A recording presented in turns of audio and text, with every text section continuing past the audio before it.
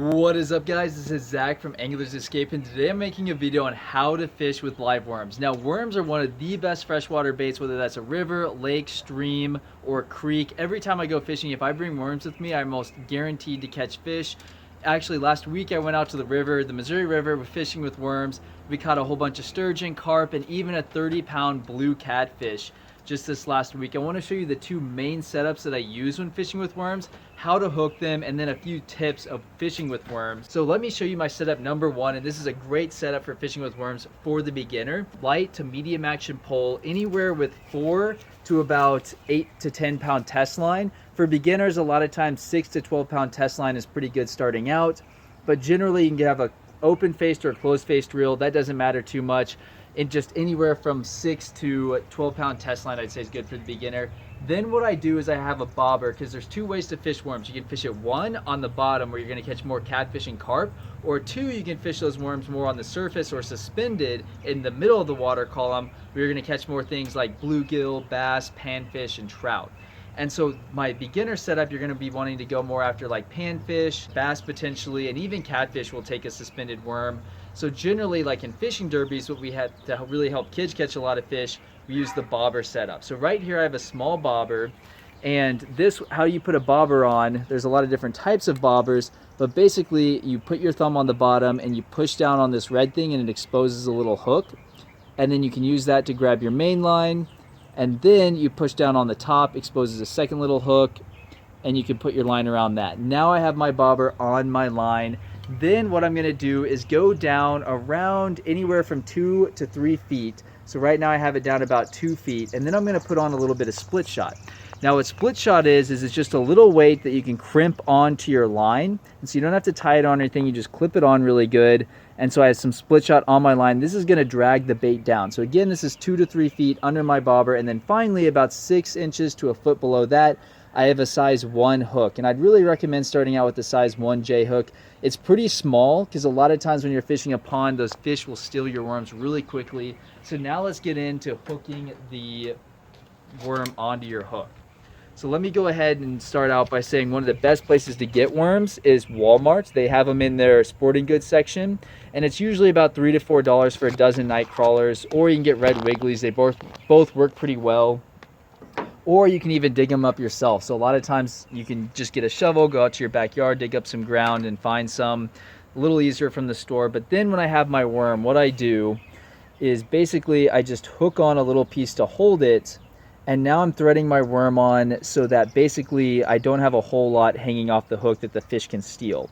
So right now I broke off the worm. You can bring scissors, you can also break off the worm with your nail, but right here you can see the worm really follows the hook and most of it's hooked onto that hook. You can see I'm not using a ton of worm, because what happens when you use too much worm, especially when you're suspending it, is those little bluegill and bass can easily steal that worm, and you're just going to be rebaiting over and over again. So you don't need a huge piece. This is about all you need. Cast this out and you'll have a lot of luck. You'd be surprised if you bring this to a creek by you or a pond. A lot of times if there's fish in there, they will definitely take this worm. It's a very natural food source. There's a reason why worms are almost in every bait shop across America. That's just because they're one of the most potent baits. So now that I've shown you my first setup, I want to go to fishing with worms on the bottom. So this is what I use for catfish, carp. Sometimes I catch bass on this too, but again, bass are more going to be on the suspended setup. But here I have a little bit thicker pound test line because carp and catfish are a little bit bigger. So right here I'm using 12-pound test line, but anywhere from 12 to 20-pound test line is usually what I use when I'm fishing on the bottom for catfish and carp with worms. But basically what I have here is just a sliding rig. So I have my main line. What I did is usually I take anywhere from a 1/2 ounce to a 1 ounce bank sinker or egg sinker, and then I just put that through my line so it can freely slide. Then what I do is I tie on a swivel, and you can get these at Walmart or any sporting goods store.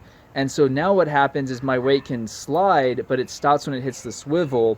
And then what I have is about a foot down below that, I have my hook.